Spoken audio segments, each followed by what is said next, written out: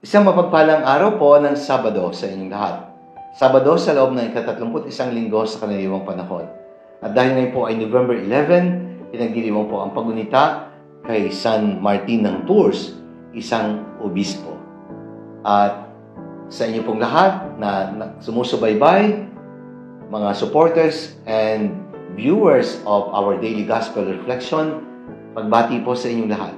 Sa mga deboto ni San Antonio ng Padua, at sa lahat po ng mga miyembro at kasapi ng Samang Bukas Palad ni San Antonio, 1000 Club of St. Anthony, at ang lahat po ng mga benefactors namin, sa inyo pong walang sawang pagtulong para sa pangailangan ng Dambana ni San Antonio ng Padua. Kami po ay lubos na magpapasalamat sa inyo at kayo aming pinagdarasal at patuloy nga po nating ipanalangin ng isa't isa. Sana po nasa ligtas kayong kalagayan. At muli, welcome sa ating Daily Gospel Reflection. Sama-sama po nating pagnilayan ang mga salita ng Diyos mula sa mabuting balita sa araw na ito.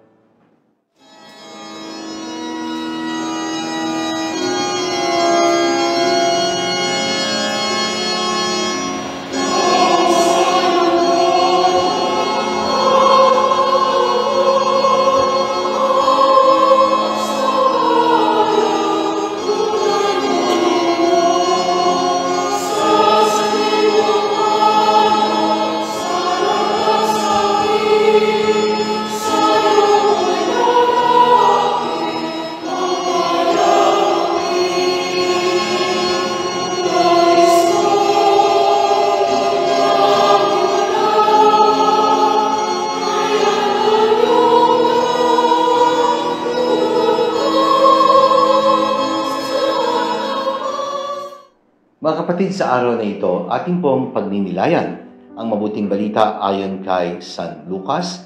Mula po ito sa ika-16 na kabanata, mga talata 9 hanggang 15. Ang pabagat po ng pagninilay na aking ibabahagi sa araw na ito ay nagsasabing, love God and use money properly. Sabi nga po sa Ebanghelyo, you cannot serve both God and money.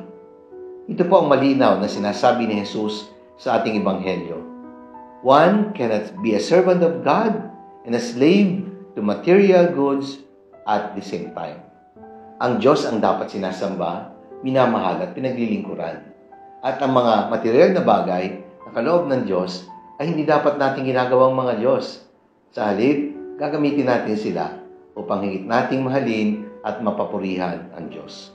We should act as true servants of God and good stewards of His possessions. Ang nais ng Diyos, siya ang maging sentro ng ating buhay. Siya ang ituring nating tunay na kayamanan. Money is not bad, for as long as it helps us love God and our neighbor all the more. Tanging ang Diyos lamang ang dapat nating mahalin at sambahin. Ang kayamanang material ay ginagamit para sa ikabubuti ng iba at para sa ating ikababanal.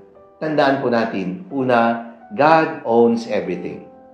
The most important principle to keep firmly in mind is to understand whose money we are talking about. Actually, it is not ours. It is God's. Walang bagay na nasa atin, na napasa atin, na hindi ibinigay ng Diyos. God's ownership of everything is a foreign concept to many of us. Kasi hindi natin lubos na naunawaan ang tamang relasyon na meron tayo sa Diyos at sa mga bagay na kaloob ng Diyos. The Bible makes it clear that God owns everything. All were created by Him and for Him. Colossians chapter 1, verse 16. Deuteronomy chapter 10, verse 14 tells us, to the Lord your God belongs the heavens, even the highest heavens, the earth and everything in it. O yan, maliwanag. Sabi naman po sa 1 Chronicles chapter 29 verse 11, for everything in heaven and earth is yours. Yours, O Lord, is the kingdom. You are exalted as head over all. Pangalawa, we are only God's stewards. Mga katiwala lang po tayo, mga kapatid. Kapag dumating ng oras, tayo kailangan ng humarap sa Diyos, lahat ng bagay na hawak nating material ay makakahulagpos din lamang sa ating mga kamay. Tayo ay magbibigay ng pagsusulit sa Kanya sa mga bagay na pinagkatiwala niya sa atin. Ang maging mabuti at tapat na katiwala ay nangangalaga ng mga bagay na pinagkatiwala lamang sa Kanya. Hindi siya nagmamay-ari. Alam niya ang kanyang karapatan at may hangganan ng kanyang magagawa sa mga bagay na hindi naman niya talaga pag-aari. Sa pagdarating ang araw, magsusulit siya sa kanyang amo sa mga bagay na ipinagkatiwala lamang sa Kanya. And recognizing that you are only a steward of God can change your outlook in many ways about life. Yung bang, what do I want to buy? Pero magbabago na yon, sapagkat alam mong katiwala ka lang, ang magiging tanong mo na, Lord, how do you want me to use your resources? Because in the end, tayo po'y magsusulit sa Diyos na tunay nagmamay-ari ng lahat. Pangatlo, love God and use money for God's greater glory. Walang makapaglilingkod ng sabay sa dalawang Panginoon. You cannot serve both God and money. Hindi niyo mapaglilingkuran ng sabay ang Diyos at ang kayamanan. The Bible warns us about some of the spiritual hazards. And one of the most dangerous hazards is the love of money. Sabi nga, the love of money is the root of all evils. Hindi naman po talaga masama ang pera sapagkat ito'y biyaya din galing sa Diyos. Ang tanong lang saan ka ba dinadala ng iyong yaman? Sa kabutihan ba o sa kasamaan? Sa kapahamakan ba o sa kaligtasan? Gamitin natin anumang bagay na kaloob ng Diyos para sa Diyos, para sa ating kapwa, at para sa ating ikababanal. Panghuli, be generous.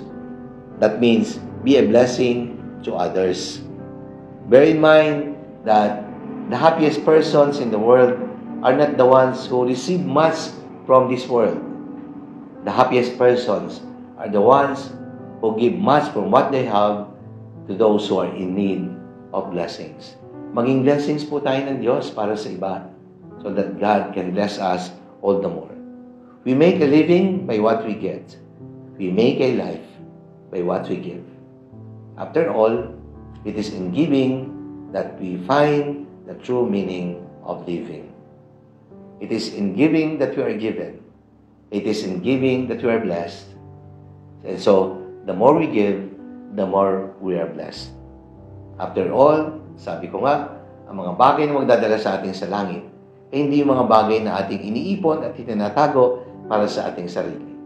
Ang magdadala sa ating sa langit ay mga bagay na ating ibinigay at ibinahagi para iangat ang buhay ng iba. Manalangin tayo. Panginoon, Ikaw ang aming Diyos na sinasamba. Ikaw ang aming tunay na yaman. Nawa patuloy kaming mamulat sa katotohanan ito na kami mga katiwala lamang at Ikaw ang tunay na nagmamay-ari ng lahat ng bagay dito sa mundong ibabaw. Maging tapat nawa kami sa aming mga tungkulin at pananagutan upang pagdating ng araw, Ikaw ang aming maging biyaya. Ikaw ang aming maging gantimpala. Ikaw na Diyos na naghanda ng langit para sa aming iyong mga anak. Amen. Maraming salamat po, mga minamahal na kapatid. Sana po nagustuhan niyo at nakatulong ang ating pagninilay sa araw na ito. Sakali nagustuhan ninyo at nakatulong, i-like ninyo at i-share. Ibahagi natin ang salita ng Diyos sa ating mga kakilala, mga kaibigan, lalo tigit sa ating mga mahal sa buhay. Remember that evangelization should start at home. Let us fill the world with the message and power of God's words. Mga kapatid, sa pangalan po ng Pambansang Dambana ni San Antonio ng Padua, patuloy po ang aking panawagan sa tulong na aming kinakailangan para sa proyektong Pampamilyang Handog ni San Antonio sa darating na Pasko. 1,000 medianoche packages para sa 1,000 pamilya na aming pagkakalooban upang sa pagsalubong sa bagong taon ay meron silang pagkain sa hapag na pagsasaluhan. Dahil 1,000 ang pamilyang bibigyan at bawat medianoche package ay nagkakahalaga ng 1,000, kailangan po namin ng 1,000,000 para sa proyektong ito. Sa mga nagbigay na po, naku, maraming salamat po.